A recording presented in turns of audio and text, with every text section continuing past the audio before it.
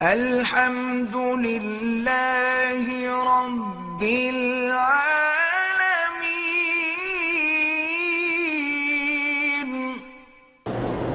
قاضی ضیاء الرحمان صاحب جامعۃ الرشید کراچی کے، انہوں نے پوچھا ہے کہ اگر کوئی آدمی مکہ کے مقامات زیارت دیکھنے کے لیے جیرانہ تک چلا جائے اور وہاں سے بغیر احرام کے آ جائے تو کوئی بات نہیں، چونکہ جیرانہ میقات نہیں ہے، یاد رکھیں جیرانہ مقام ہے ہل، یعنی حد حرم سے باہر ہے، جیسے مسجد عائشہ ہل ہے، حد حرم سے باہر ہے، میقات تو طائف ہے۔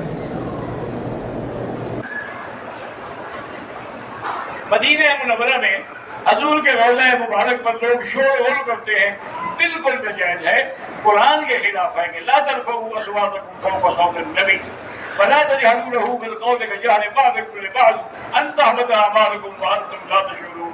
اللہ نے فرمایا میرے نبی کی آواز پہ آپ کی آواز اونچی نہ کرنا۔ ایک معنی یہ ہے کہ نافرمانی نہ کرنا، ایک یہ ہے کہ ویسے بھی بات کریں تو اتنی اونچی نہ ہو کہ حضور کی آواز سے اونچی ہو جائے۔ امام مہدی کا ظہور کب ہوگا وہ مجھے ملا تو نہیں، میں پوچھ لیتا۔ اللہ کے بندے جب اللہ چاہے گا اس وقت آئیں گے، لیکن آئیں گے وہ ضرور، کیونکہ حدیث میں حضور نے فرمایا ہے کہ وہ ما بین الرکنین، حجر اسود اور رکن یمانی کے درمیان میں کھڑے ہو کے اپنی مہدیت کا اعلان فرمائیں گے، اس کے بعد پھر اللہ ان کو فتوحات دیں گے، بڑے بڑے علاقے وہ فتح کریں گے، انہی کے وقت میں پھر حضرت عیسیٰ علیہ السلام اتریں گے۔ بندہ اپنے باپ کے پاؤں چوم سکتا، ہاتھ چوم سکتا ہے، مجھ سے بھی انسان گناہوں سے پاک ہو جاتے ہیں، ہاں ہو جاتا ہے، حقوق العباد معاف نہیں ہوتے۔ مجھے ہمیشہ 3 بیٹیوں کی فکر رہتی ہے کہ رشتے کیسے ملیں، میرا بھائی جیسے لڑکیاں دی ہیں رشتے بھی وہی دیں گے، کیوں فکر کرتے ہیں؟ سورۃ الرحمن پڑھیں 3 دفعہ اور اس کے بعد کوئی لڑکیاں بھی پڑھیں تو انشاءاللہ بہت جلد اللہ اچھے رشتے عطا فرما دے گا۔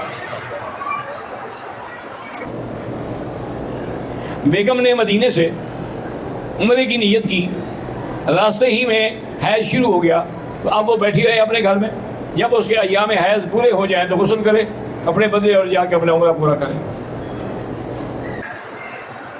عمرہ اگر چادر سلی ہوئی ہو تو احرام ہو جائے گا، ہاں ہو جائے گا۔ سلا ہوا کپڑا پہننا منع ہے کہ قمیض نہ ہو، شلوار نہ ہو، پاجامہ نہ ہو، واسکوٹ اور کوٹ، یہ جو چادر میں سلائی ہے وہ کوئی حرج نہیں۔ میرا نام شوکت ہے، عمرے پر آئی 2 فیملی اگر اپنے بیٹے اور بیٹی کی شادی کرنا چاہیں تو اس کا کیا طریقہ ہے؟ کیا سعودی کورٹ ان کے نکاح کے کاغذات بنا دے گی؟ وہ نہیں بنائیں گے جب تک آدمی سعودی نہ ہو یا گورنمنٹ سے اجازت نہ لے۔ حضرت مولانا فضل الرحمان صاحب مدد اللہ میرے بالکل بھائیوں کی طرح ہیں، ان کے والد سے ہمارا تعلق تھا، وہ جب بھی تشریف لاتے تھے حج پہ تو میرے ساتھ حج کیا کرتے تھے، اور حضرت بھی جب تشریف لاتے ہیں اب اتنا وقت ان کے پاس نہیں ہوتا لیکن بہرحال کوشش کرتے ہیں ملاقات ضرور کر کے جاتے ہیں۔ اللہ ان کو سلامت رکھے اور اللہ ان کو دشمنوں کے شر سے محفوظ رکھے۔ شرک کے بعد سب سے بڑا گناہ جو ہے یاد رکھیں وہ ہے حضور کی گستاخی، کیونکہ جو آدمی حضور کی شان میں گستاخی کرے وہ زندیق ہے، اور اس کی تو توبہ بھی قبول نہیں ہوتی، مشرک کی تو توبہ پھر بھی قبول ہو جاتی ہے۔ لیاقت ابرو بلوچستان کوئٹہ سے ہیں، کہتے ہیں 4 سال سے فیملی کے ساتھ عمرے کے لیے تیاری کرتا ہوں، کوئی نہ کوئی رکاوٹ ہو جاتی، آپ لگے رہیں مانگتے رہیں، انشاءاللہ اللہ نصیب کریں گے۔